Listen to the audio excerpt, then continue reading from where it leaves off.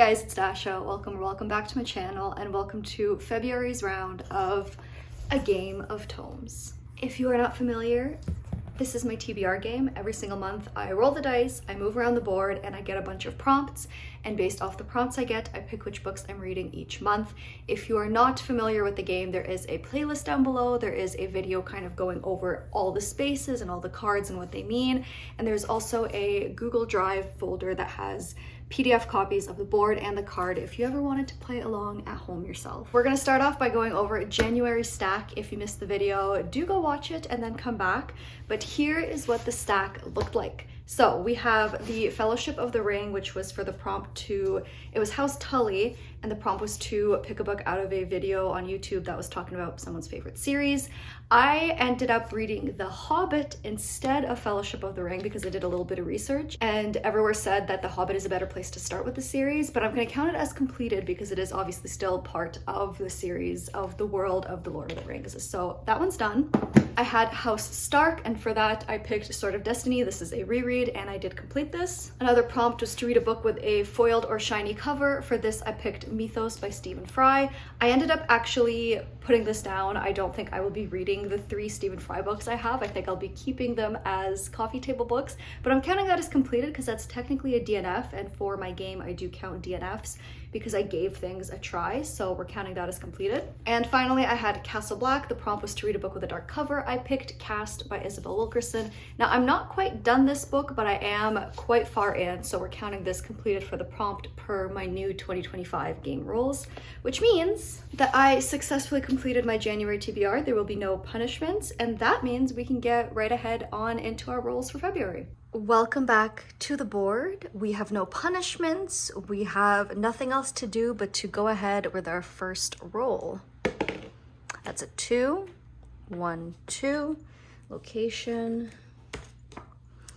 And we got The Great Sept of Baelor, read a book about or featuring mythology or religion. So we have here The Great Sept of Baelor. A book featuring mythology or religion is quite broad. Obviously a lot of fantasy books can fall into this category. A lot of nonfiction can fall into this. So it's really not that difficult, thank God. I also forgot to mention, but since February is a really short month and a really busy month, I'm going to be trying to be very kind to myself. So in that spirit, I'm picking for The Great Sept of Baelor, Black Sun by Rebecca Roanhorse. Now this is a reread for me. This is the first book in the Between Earth and Sky trilogy, and I received an arc of this right before it came out, and I fell in love, and I've been like waiting for the next installments ever since I read the first book. Then Fevered Star was a little bit of a disappointment, the second book, but I have Mirrored Heavens. I do really want to read it. It's definitely a book I want to get to this year. I want to prioritize finishing series. So in that spirit, and because I've read this before, it kind of goes in with my goals for February, which is not going crazy because I don't have a lot of time. It is a short month. So a reread works. And obviously Black Sun is an expansive fantasy series that does feature mythology and religion quite heavily. One of the main characters you follow is a young boy whose mother ritually blinds him because she believes that she can transform him into the vessel for the crow god, who has long since vanished from the world, but you know, people await his return. You also follow a woman who is an acolyte or a priest in this major city's religion. So it very heavily features religion and mythology, so it fits for the prompt. And of course, because this is a location card, it has to be a book I own, so we're good on that front. Like I mentioned, there's a couple characters you follow. Again, the man who is to become the crow god, you follow that priestess. There's a few other characters. There's like a mermaid, and it's a very interesting series. There's definitely a lot of social upheaval happening in this world, and like religious values being tested and pushed and pulled. And it's definitely a hard series to explain, like a lot of high fantasy series are, but it's a world that I really love. The writing in this is absolutely beautiful, and while the second book was disappointing, I am looking forward to getting to the third, so I'm going to reread Black Sun, hopefully get to Fevered Star in March, and that means I can go ahead and finish off the trilogy in April if everything goes well. So there's the first prompt done. Okay, let's go for roll number 2. That's a 4. 1, 2, 3, 4. We get a character card. Oberyn. If you die before you say her name, I will hunt you through all 7 hells. So now we have Oberyn, and the prompt for this is to read a book featuring a revenge plot. And I gotta tell you, when I saw this at first, I was a little bit concerned because I made this game years ago when I was reading a bit more YA fantasy, so I think there's more books on my old, like, immediate want to read list that would have fit this better, or maybe just a few other books on my TBR that I've already read that would fit this. So I was a little bit worried that I wouldn't have anything, but then I remembered I have V for Vendetta, and that is just perfect. This is the famous tale that spawned the also very well-known movie about a woman living in a repressive fascist Britain, and she meets a man who is on this crazy revenge plot. He will stop at absolutely nothing to liberate the people of Britain from this government, to get revenge on them for what they did to him. This is a very well-loved story, and I personally loved the movie. I watched it last year, or at the end of 2023. I think it was last year. I think it was at the beginning of 2024 that I watched it, and I absolutely loved it. I thought it was just very brilliantly done. It was definitely not like any other superhero movie I've watched. I don't know if you can really consider this a superhero movie.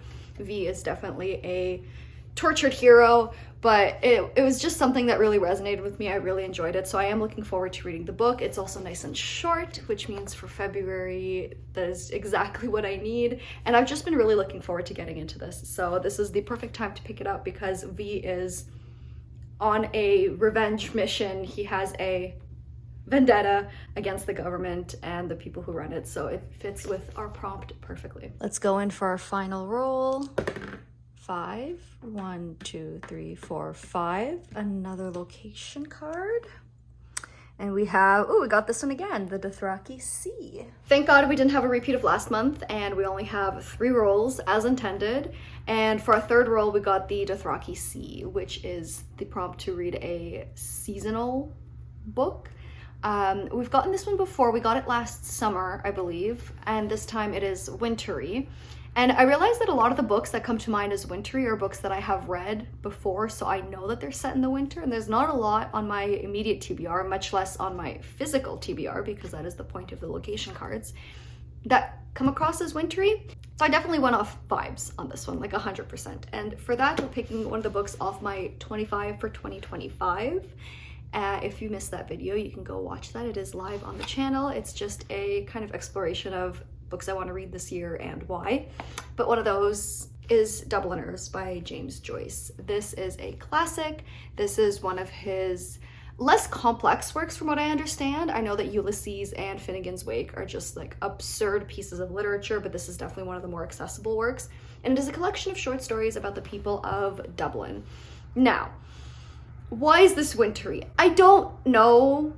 I don't know if it's the cover influencing me or just the general thought of like 19th century Dublin that kind of feels uninviting and cold to me. Okay, I take it back. I think this might be actually 20th, like early 20th century Dublin. Apologies. Late 19th, early 20th century Dublin. Either way, it feels like it is very cold and isolating for some reason, and not even necessarily cold in a weather way, but just cold as in a hostile environment. And even on the back, it says that, you know, Joyce is revealing to the Irish the unromantic reality, the recognition of which would lead to the spiritual liberation of the country. Something about this just feels fitting. I feel like I'm struggling to explain why. If you have read this and you definitely feel it leans more spring, summer, do let me know. But for some reason, I'm getting fall, winter from this for sure. And I definitely want to make a dent in my 25 for 2025. So this is going on the TBR for the seasonal read. Like I said, correct me if I am wrong, but that fulfills our third and final prompt. That was nice and easy. Here is our stack for February. I think this is fairly doable. I don't know if I'll finish Dubliners in February because obviously alongside the books that I had picked out for my TBR for January, I started other things and those are kind of being pushed into February. So hopefully I will get through these, but I know for sure at the very least, Black Sun and V for Vendetta won't be too difficult to get through. So let me know if you have read some of these, what your thoughts were. And again, if I'm wrong about Dubliners and if you have any other recommendations instead. Other than that, my social media is linked down below. You guys can always come talk to me there. Thank you so much for watching and I'll see you in the next one. Bye.